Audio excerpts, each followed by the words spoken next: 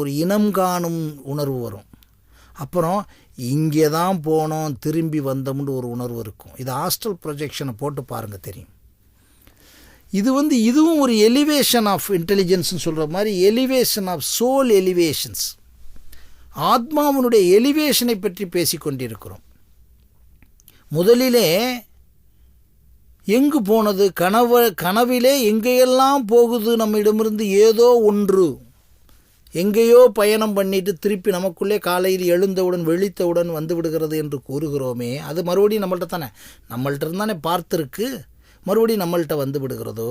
அது மாதிரி இந்த ஆத்மா அது எண்ணங்களுடைய எழுச்சியினால் ஏற்படுகிறது என்று விஞ்ஞானம் கூறுகிறது, கனவு. ஆனால் ஆத்மா என்னன்னா எண்ணங்கள் ஒடுங்கிய போது ஏற்படுகிறது. அங்கே தான் முக்கியமான விஷயம். ஆத்மா கிளம்பும், பயணப்படும், ஆஸ்ட்ரல் ப்ரொஜெக்ஷன் பண்ணும் எப்படி சொல்லும்போது எண்ணங்கள் ஒடுங்கிய நிலையில். ஆனால் கனவு எண்ணங்கள் இருக்கும் நிலையில், எண்ணங்கள் ஓடிக்கொண்டு இருக்கும் நிலையில். சொல் இதை ஐடென்டிஃபை பண்ணுறது very very very very risk. But உண்மை என்று கடவுளிடம் கூறுகிறது. இதை உணர்ந்தவர்கள் ஒத்துக்கொள்வார்கள். ஆமாம், நீங்கள் நினச்சிங்க வருவோம்னு நினச்சி எனக்கு பட்டது, நீங்கள் இன்றைக்கி வந்தீங்க, நான் இதை பேச வேண்டும் என்று நினைக்கிறேன், இன்றைக்கு பத்திரிகையில் வந்துவிட்டது, நான் 3 நாட்களாக இதை சொல்ல வேண்டும் நினைக்கிறேன், எல்லா பத்திரிகையிலும் தெரிகிறது, எல்லோரும் பேசுகிறார்கள், இது நடக்கும் என்று எனக்கு தெரியும். சாதாரண மனிதன் கூறுகின்றான். பெரிய இவர்கள் சொல்கிற அருவாக்கு சாமியாரெல்லாம் இல்லை, எனக்கு நடக்கப் போகிறது என்று தெரிகிறது. இது எப்படி? சாதாரண மனிதன் பட்டுச்சு எனக்கு சொல்கிறீங்கல்ல. அப்போ இது உங்களுக்குள்ளே இருக்குது. எது இருக்குது? இந்த astral projection of your soul elevation எந்த வினாடியும் உங்களிடமே இருக்கிறது. அது எப்பொழுது எலிவேட் ஆகிறது, எப்படி எழுகிறது, எப்படி ரீச் ஆகிறது, அது எப்படி வருகிறது, எப்படி நமக்கு அள்ளிக்கொண்டு வருகிறது. இங்கிருந்து போகக்கூடிய அந்த ஆத்மா பயணம் செய்து அங்கே இருக்கக்கூடிய பல்வேறு அதுதான் கூடு விட்டு கூடு பாய்தல். அதை இவங்க ஒருத்தருக்கொருத்த பாய்வதாக இல்லை, உலகம் முழுவதும் பாயக்கூடிய அது. அந்த இடத்துல தான் அந்த சக்தியினுடைய பிரவாகத்தை புரியணும். ஆத்ம சக்தி என்பது பாருங்கள், இதை இப்போ நீங்கள் செல் அலைபேசியில் பார்க்கலாம். எங்கிருந்தோ அமெரிக்காவிலிருந்து ஒரு அலைபேசியில் பேசுகிறீர்கள், இங்கே நீங்கள் பேசிகிட்டு இருக்கீங்க. இப்போ ஒரு சேட்டலைட் வழியாக ஒயர்லெஸ் இல்லாமல் மனிதன் கண்டுபிடித்த டவர்ஸில் வருதுன்னு சொல்கிறீங்க இல்லையா? பட் வித்தவுட் ஒயரிங் தானே. அதே மாதிரி தானே இன்டர்நெட். இது எப்படி உண்மையோ அது மாதிரி உண்மைதான் அது.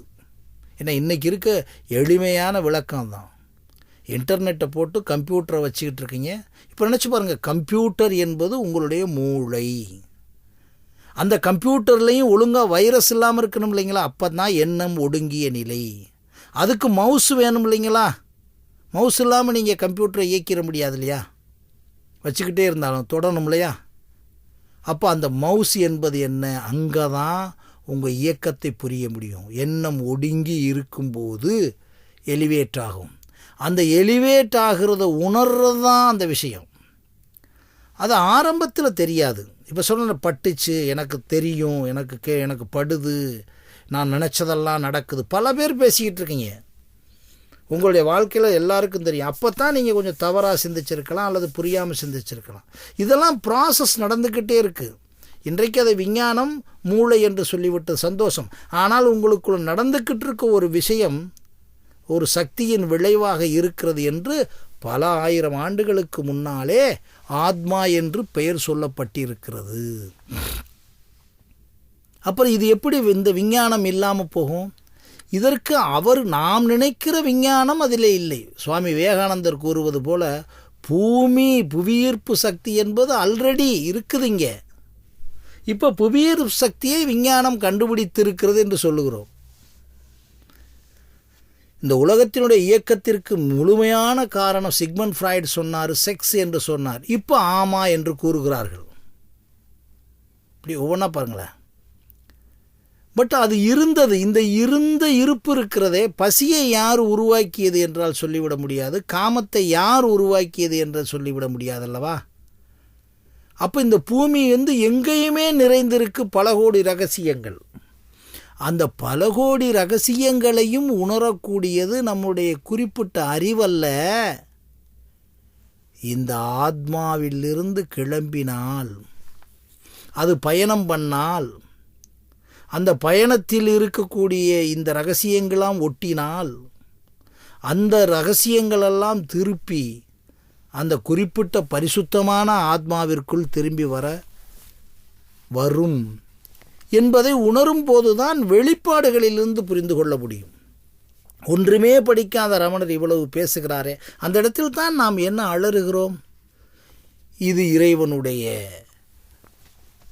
ஒரு பெரிய பாக்கியம், பூர்வ ஜென்மா பாக்கியம் என்றெல்லாம் பேசிக்கொண்டிருக்கிறோம். அதல்ல, அப்படி நம்ம அவசரப்பட்டு விட வேண்டிய அவசியமில்லை.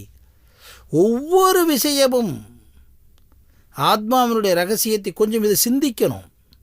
அந்த சிரவணம், மனனம், நிதித்தியாசனம் என்பதை சிந்திக்க வேண்டும். கேட்டுக்கொண்டே இருங்கள், உணர்ந்து கொண்டே இருங்கள். இந்த வேதாந்தமும் விஞ்ஞானமும் விவாதத்திற்கும் அப்பாற்பட்டது. நான் உச்சரிக்கிறேன் என்பதெல்லாம் ஒரு ஒரு ஒரு சின்ன நிகழ்வு. இந்த நிகழ்விலே நாம் கொஞ்சம் உணர்ந்ததை முயற்சி செய்கிறோம், தூண்டப்படுகிறோம். மறுபடியும் நாமும் கிடைத்த ஒரு பிச்சை தான் இது. அதே மாதிரி நீங்களும் பார்த்து கொஞ்சம் சிந்திச்சு பாருங்கள். இதை உங்கள் அறிவினால் சிந்திக்க சில அறிவினால் சிந்திக்க முடியாது. அழகாக ஒரு இடத்துல ரொம்ப தீர்க்கமாக சொற்பொழிவுகளினாலோ புலமையாலோ பலவற்றை கேட்பதாலோ இந்த ஆன்மாவை அடைய இயலாது. யார் அதை அடைவதற்காக மனம் ஏக்கம் கொள்ளுகிறானோ அவன் மட்டுமே அதனை அடைகிறான். அந்த ஆன்மா அவனுக்கு தனது சொந்த இயல்பை வெளிப்படுத்துகிறது. இந்த முடிவுக்கு வரணும். இந்த இடத்துல நீங்கள் ஐயோ விவாதம் பண்ணக்கூடாது என்ற விஷயம் இல்லை. விவாதம் பண்ண வேண்டாம், ஆனால் விசாரணை பண்ண வேண்டும். விவாதம் என்பது உங்களுடைய அறிவோடு கூடியது. இது இல்லை இருக்கு என்று ஒரு சிற்றறிவு, அங்கே கொஞ்சோன்னு படித்து வச்சுருப்பீங்க. அதுக்கு இது பாருங்கள், கடோபனிஷத்தில் சொல்லுது, சொற்பொழிவுனாலோ புலமையினாலோ பாண்டித்தியத்தினாலோ புரிய முடியாது. அதனால் அதை கேட்டுக்கிட்டே இருக்க. பெரிய சொற்பொழிவு கேட்குறாங்க. நீங்கள் நினச்சி பாருங்களேன், பல லட்சம் பேர் சொற்பொழிவு ஆற்றி கொண்டிருப்பார்கள், கேட்டுக்கொண்டிருப்பார்கள். பல ஆயிரம் பேர் சொற்பொழிவு ஆற்றி இருப்பார்கள். யாராவது ஆன்மாவை முழுவதுமாக அறிந்தவர்களா என்றால் அறிந்தவர்கள் இல்லை. அப்படின்னா என்ன? உணர்ந்தவர்கள் இல்லை. அப்படியல்ல, உணர்ந்த ஒன்றையே உங்களோடு இருக்கும் அந்த பக்கத்தில் மிக அருமையில் இருக்கிறதையே நீங்கள் உணர்வது இல்லை. அவ்வளோதான் சொல்கிறது. அப்போ இந்த இடத்துல இருந்து என்ன சொல்கிறோங்க? ரொம்ப தெளிவாக அதுக்கு அழகாக ஒரு இலக்கணம் கொடுக்குறார். யாராருக்கு இதெல்லாம் வரலாம் அப்படின்னு. தீய ஒழுக்கத்திலிருந்து விலகாதவன், புலனடக்கம் இல்லாதவன், மன ஒருமைப்பாடு இல்லாதவன், மனத்தின் பரபரப்பு அடங்கப் பெறாதவன், இத்தகையவன் எவ்வளவுதான் அறிவாளியாக இருந்தாலும் இந்த ஆன்மாவை அறிய முடியாது. இதுக்கு மேலேயெல்லாம் ஒரு எளிமையான விளக்கம் எந்த வேதாந்தத்தில் இருப்பதாக எனக்கு தெரியல. முதல்ல ஆன்மாவை பற்றி சொல்லிட்டு, ஆன்மாவை ஒரு தகுதியை கொடுத்துட்டு, அடுத்து தகுதியற்றவனுக்கு இவன் செய்யலாம் இவன் செய்ய வேண்டாம் என்று பிரிக்கிறது. இப்போ நான் சொன்ன இந்த 4 கேரக்டர் உள்ளவன், புலனடக்கம் இல்லாதவனுக்கு இது வராது. இந்த புலனடக்கம்னு சொன்ன உடனே பயந்துடுறாங்க. இயற்கை, ஏற்கனவே நாம் பேசியிருக்கிறோம். இயற்கையான புலன், இயற்கையான இயக்கம். புலன்கள் இயற்கையாக பசிக்கிறது, இயற்கையாக பசித்தல், இயற்கையாக புசித்தல். அதில் பாருங்க, செயற்கையாக பசித்தது, செயற்கையாக புசிப்பது, ருசிக்காக புசிப்பது, இப்படி